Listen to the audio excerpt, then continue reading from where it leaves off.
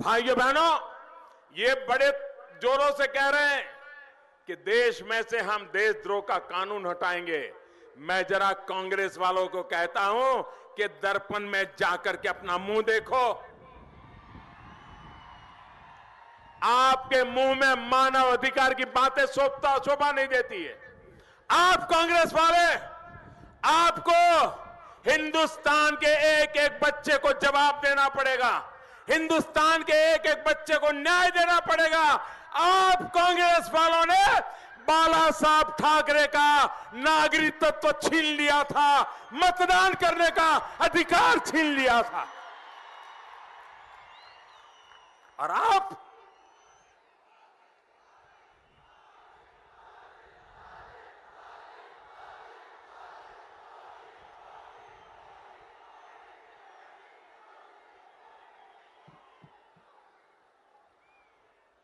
साथियों, कांग्रेस और उसके मिलावटी साथियों की वजह से ही देश में इतने दशकों तक सुरक्षा की ऐसी स्थिति बनी रही। अब तो कांग्रेस, एनसीपी जम्मू कश्मीर के लिए अलग प्रधानमंत्री चाहने वालों के साथ खड़ी हो गई है। अरे शरद राव,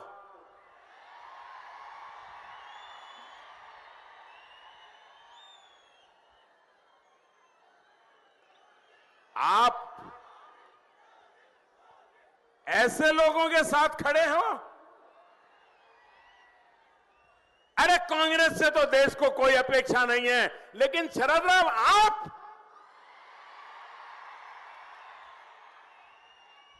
क्या शरद राव आपको शोभा देता है क्या? अरे राजनीति अपनी जगह पे है, शरद राव वहां शोभा नहीं देते हैं। साथियों, अलग प्रधानमंत्री की बात करने वाले, जम्मू कश्मीर के अलग हो जाने की बात करने वाले, ये वो लोग हैं जिन पर देश ने भरोसा किया था। जम्मू कश्मीर पर दशकों तक राज करने वालों ने किसके लिए काम किया, ये अब देश को समझ आ रहा है। इनके दिल में जो इच्छा दबी है, दशकों से ये जो चाहते हैं, वो अब खुल करके सामने आ रहा है। ऐसे लोग वो क्या जम्मू कश्मीर के हालात सुधार पाएंगे? इन पे भरोसा कर सकते हैं? इनकी सच्चाई देश के हर नागरिक को समझनी चाहिए। भाइयों और बहनों, आजकल ये लोग मेरे पीछे पड़े हैं। मुझे ये कहते हुए गालियां दे रहे हैं कि भारत ने पाकिस्तान का कोई लड़ाकू विमान नहीं गिराया। दुनिया में एकजुट कहीं से भारत के खिलाफ निकलता है तो ये लोग लपक करके उसको उठा करके 2 दिन अपना मीडिया में जगह बनाने के लिए कोशिश करते हैं। अरे मेरे प्यारे कांग्रेस के नौजवानों, कांग्रेस के बुजुर्गों, आपको कितने सबूत चाहिए? देश की सेना से कितने सबूत चाहिए? वायुसेना से कितने सबूत चाहिए? अरे सबूत मत खोजिए। जिस दिन हमने एयर स्ट्राइक किया, दूसरे दिन पाकिस्तान ने थोड़ा रौब दिखाने की कोशिश की और घंटे भर में पाकिस्तान का स्पोक्समैन टीवी पर आया और आकर के उसने कहा कि हमने हिंदुस्तान के 2 जहाज गिरा दिए हैं। उन्होंने कहा हिंदुस्तान के 2 पायलट हमारे कब्जे में है। उन्होंने कहा हिंदुस्तान का 1 पायलट मार दिया गया है। और उसी दिन शाम को उनको कहना पड़ा, उन्हीं को कहना पड़ा कि हमने 1 विमान तोड़ा है और उनका 1 पायलट हमारे पास है। तो दूसरा विमान और दूसरे 2 पायलट का क्या हुआ, ये तो छोटे बच्चे को भी समझ आता है। और इसलिए अरे जिनको हमारे पर भरोसा नहीं है, क्यों आप लोगों को अपने ही वीर जवानों की बातों पर भरोसा नहीं है? ऐसे लोगों और इनके साथ खड़े लोगों को सजा देना जरूरी है। आप सजा देंगे कि नहीं देंगे? कड़ी सजा देंगे कि नहीं देंगे? इनकी जमानत जब्त हो ये हालत पैदा करेंगे कि नहीं करेंगे? भाई और बहनों, अपने वोट बैंक के लिए, अपने राजनीतिक स्वार्थ के लिए इन लोगों ने देश की सुरक्षा को नजरअंदाज किया। अब आपके इस चौकीदार ने इनके सारे पुराने खेलों पर रोक लगा दी है। अब जो फैसले हो रहे हैं वो सिर्फ और सिर्फ देश के हितों को आगे रखकर, देश के लोगों को आगे रखकर किए जा रहे हैं। भाइयों और बहनों, गांव और किसानों के लिए महायुति की सरकार ने निरंतर काम किया है।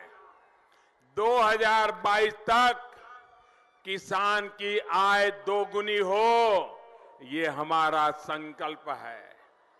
इस संकल्प को पूरा करने के लिए हमने 22 फसलों का एमएसपी लागत का 1.5 गुना तय किया था।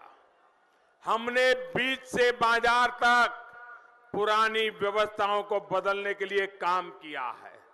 इसी तरह प्रधानमंत्री किसान सम्मान निधि के जरिए अभी 12 करोड़ छोटे और सीमांत किसान परिवारों के खाते में आज सीधे पैसे जमा हो रहे हैं। अब भाजपा ने कल जो संकल्प पत्र घोषित किया है, हमने देश के किसानों को वादा किया है कि चुनाव के बाद हमारी जब नई सरकार बनेगी और नई सरकार बनने के बाद पहले वाली जो हमने योजना बनाई है छोटे और सीमांत किसानों की, उसको आगे बढ़ा करके देश के सभी किसान परिवारों को ये योजना का लाभ मिलेगा। यानी देश के हर किसान के खाते में सीधे पैसे ट्रांसफर किए जाएंगे। साथियों, खेती के लिए पैसे की दिक्कत कम हो, इसके लिए ये भी महत्वपूर्ण बात मैं बताता हूं। खेती के लिए पैसे की दिक्कत कम हो, इसके लिए किसान क्रेडिट कार्ड से 1 लाख रुपए तक बिना ब्याज दिए आपको पैसे मिल पाएंगे। 0 ब्याज होगा, इसका ऐलान भी कल संकल्प पत्र में कर दिया गया है। भाइयों और बहनों, चुनावों के बाद आने वाली एनडीए सरकार देश में एक और नई व्यवस्था शुरू करने जा रही है। ये है देश के किसानों के लिए पेंशन योजना। 60 साल के बाद देश के छोटे किसानों को मिलने वाली पेंशन उनके लिए एक बड़े सपोर्ट की तरह काम करेगी।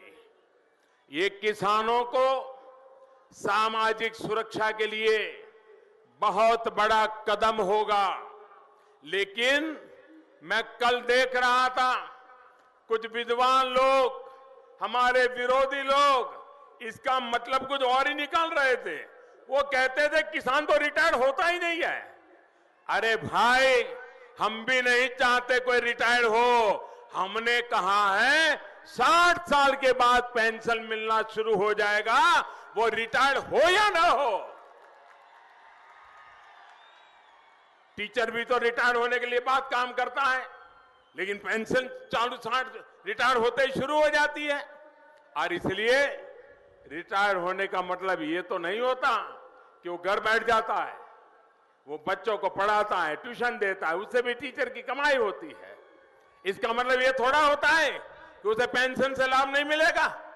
साथियों, इसलिए मैं हमेशा कहता हूं कि कांग्रेस और उनके साथी किसानों को, किसान की जरूरत को कभी समझ ही नहीं पाए। साथियों, किसानों के साथ दूसरे गरीब परिवारों के कल्याण के लिए भी हमने अपनी कोशिशों को नए स्तर पर ले जाने का संकल्प लिया है।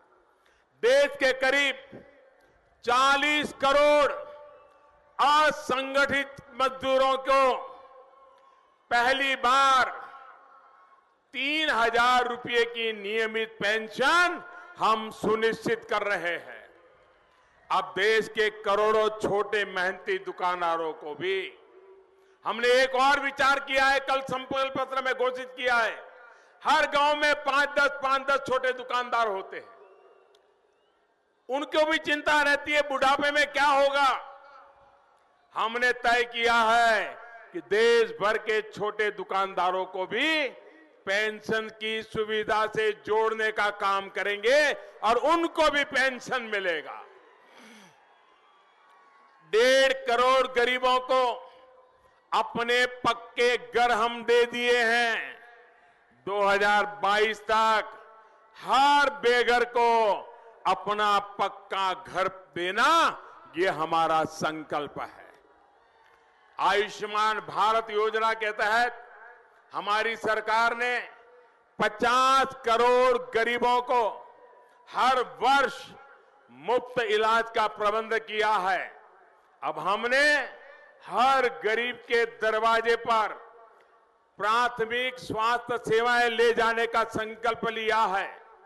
साथियों, भारतीय जनता पार्टी का संकल्प पत्र चुनाव के बाद एनडीए की सरकार होने वाली है और हमारी सरकार की दिशा दिखाने, सरकार की प्राथमिकता बताने का ये हमारा संकल्प पत्र एक माध्यम है। एक कोशिश है कि कम शब्दों में हम अपना विजन इस संकल्प पत्र के माध्यम से देश के सामने रखते हैं।